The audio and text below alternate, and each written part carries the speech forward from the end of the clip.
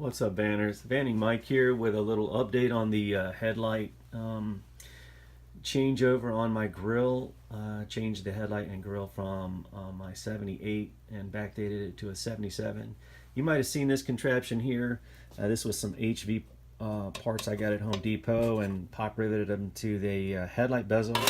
I've been running with that for a few months, but had some time yesterday to make a new improvement to the headlight, so there'd be some adjustability to this. So the first thing I did was I took some sign material and I cut this to make a pattern for inside, put the Grille on, and put the headlight bezel on, traced this out, made sure this all worked, and then I brought this in and cut some aluminum to that size and to make sure that it fit. And then I cut a 5.5 inch hole, and then I took the headlight adjustment screw Teflon nuts, and I used E3000 epoxy or adhesive to that. I use this in my sign business all the time. I've never had one fail. There's a little bit of tension on this, but not so much that they gave. If you glue these on, you just flip them over and glue them right on, and when you come back the next day, there may be a little glue residue in here, but just take your driver and gently drive the screw through. They did hold. There's a little bit of pressure on there. And then after the headlight bucket is on there, you're going to want to take your spring and hook it on here, and then see where the the extension falls underneath. So you want to just take a Dremel tool, or I drill three holes, and just thread your spring leg through there. That way we have full adjustability now of the headlight bucket. And this happens to be the passenger side. I've got some measurements here I'm going to share with you in a second. But at this current stage, I'm on the actually, this is the passenger side. This is the driver's side, and just now I am getting the spring location. You want to do this last. You want to get your headlight inside the adjustment screws, and then you want to see where this falls. And when you do this, you want the spring to be you want it to fall exactly where your hole is going to be, because if you pull this spring, if you drill this hole and the spring is pulling towards this way, it's going to try to unseat the adjustment screws. So this is the last thing that I'm doing here. I just want to make a quick video, and then you can turn that spring in so you get the tension you need. When this is done, your headlight bucket should have space, a little bit of space all the way around it, so that you have some adjustability. Don't crank your headlight bucket down all the way down into your piece, then you lose the adjustability. You can see this spring here has tension on it. So if I loosen these screws, it'll turn left. If I torque down, it'll turn right. So we have full adjustability. My holes for this aluminum, and this aluminum you can get at any sign company. This aluminum is 080. 063 or 040 is a little flimsy, and 125, 0.125 is a 1/4 inch thick, and you don't want to work with that.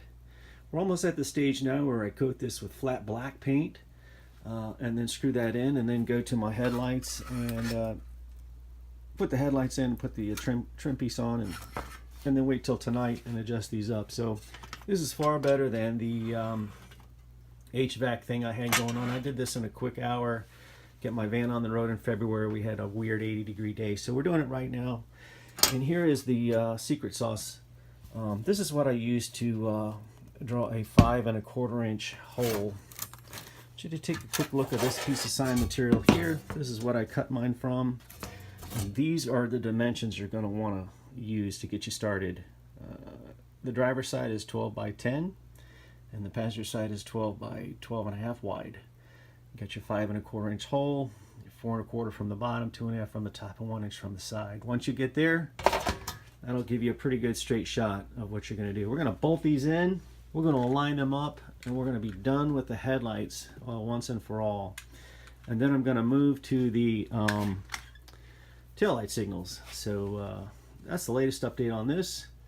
And I just want to share that with you. Hope everybody has a good van and day and van on. Look at the headlight alignment on this baby. This was my inspiration right there.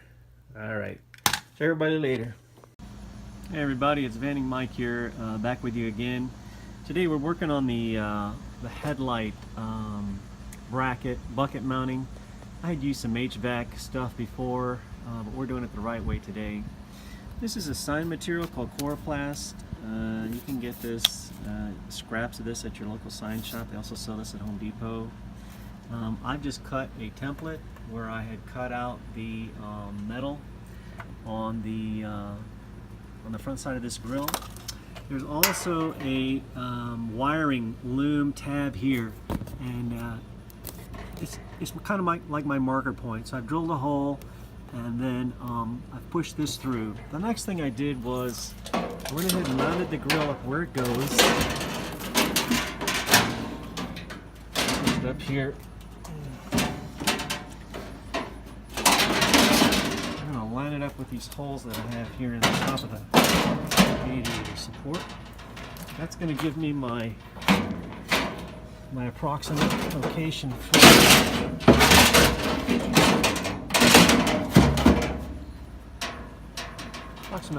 cutting of the holes. So now that the grill is up against the fender, what you're going to want to do is take a wax pen or a grease pen. Keep your pencil as straight as you can, and just go ahead and mark the diameter of the hole, the perimeter here. It doesn't have to be specific because we're not drilling a hole the exact size of the headlight opening. We're going to be cutting a 5 1/4 inch hole, but we're going to want to get the exact center. We're going to take this into the workbench and then find the center and work our way out. And then we're going to turn this into a piece of metal. We're going to pop rivet this into the bracketing, and then we're going to drive the sheet metal screws through the bucket into it. We'll have a fully adjustable headlight when we're done, and it'll be done the proper way, and then we'll move down here to the signals.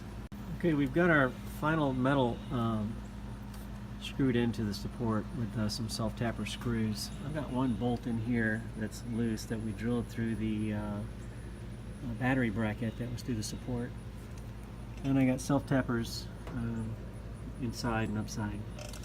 What we're doing now is we've got the grill supported with the corner screws. You have to take the bezel off. And get the inside grill bracket screwed that we made. You've got to draw everything tight so that you're getting your final measurements for your headlight. So what we're doing now is we've got the metal in, and we're taking the pencil. We're making our final outline around here. Again, this has to be not perfect, but hold your pencil parallel to the ground, get you a circle. We're not going to cut this size circle. We're going to cut it 5 1/2 inches in diameter, but we're just trying to get the final now centerpiece so we can get this cut out. You do have to take the bezel out to get the grill in, and then you've got to put your bezels in to draw both of your circles. It's important to remember that these bezels go one way, and the easy way that I remember this is the inside's out. It's top and bottom, fat side, inside. So it's top, outside, fat side, inside. That's what it is, and that will make sure that your grill is in. So it's top, outside, fat, inside, and if you can remember that, or you can just mark it, bottom, inside.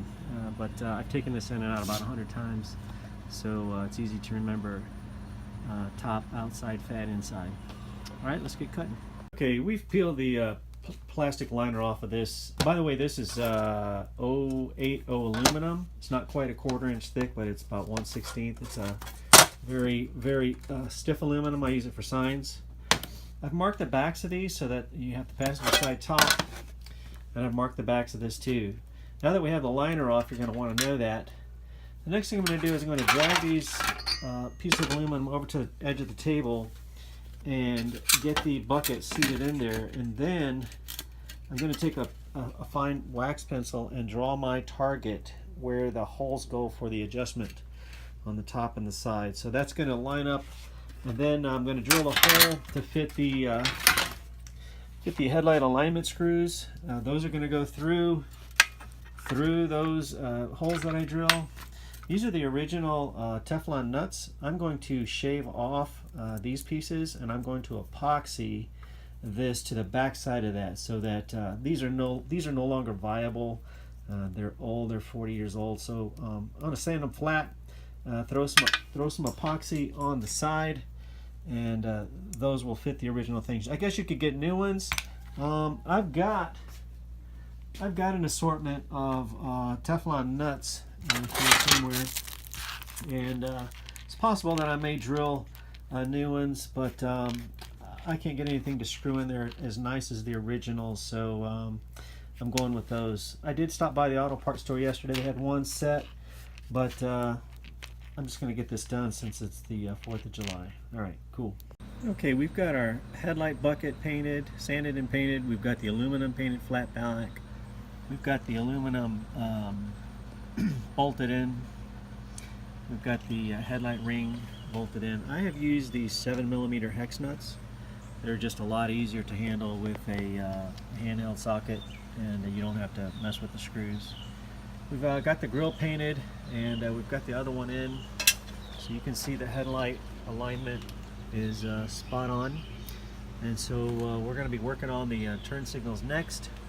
I have painted the grille like a metallic silver background. It was black, and just trying to decide if we're going to go with the amber signals, or I've got a pair of 71 clear lenses that might look better on this thing. So we're just gonna play with that for a minute, get that bucket in, and wrap up this project. All right. Now we've gone ahead and put our housing in for our turn signal. We've got the bulb in. There's 2 mounting screws for the lens. I've drilled a small hole for positioning. We're going to need to know where this housing fits before we build a bracket or fit it in there. So I've driven my punch through here, and I've put a piece of tape back here, and I've got a mark. We're going to drill a hole, and we're going to put a self-tapper in there, and then we're going to take the grill off and then mount this housing in with some bracketing. After that, we'll pop the grill back on, screw in the lens, and we'll be fully functional. So for the turn signal housing, I've taken the bulb out of the socket, and I have drilled a hole right here next to the lens screw. And I have put the socket right where the grill meets the housing. Will show you where it goes. Just lay it right on top of the grill. Everything is centered, top and bottom, left and right, and then you're going to drill a hole right here beside this into the body that you've left here, and then we're just going to set a self-tapping screw inside that hole, and that'll get our position for the housing. Okay, in the final segment here, when we drove the self-tapper screw on the right hand side of the turn signal, when I tightened it up, the whole housing became very secure in there. And what happened is, instead of go ahead and doing a left brace, I just left the self-tapper in there because it was so steady. You can press on this and it will give if you push it hard enough, but this is very secure. And once you drive these 2 screws in, the lens does not push through, and it draws the housing to it. So I'm calling it done, even though there's only one self-tapping screw in there. It's no looser than any other part of the grill, and it's fully functional, and it's not going to ever vibrate loose or come out. So we're calling this done.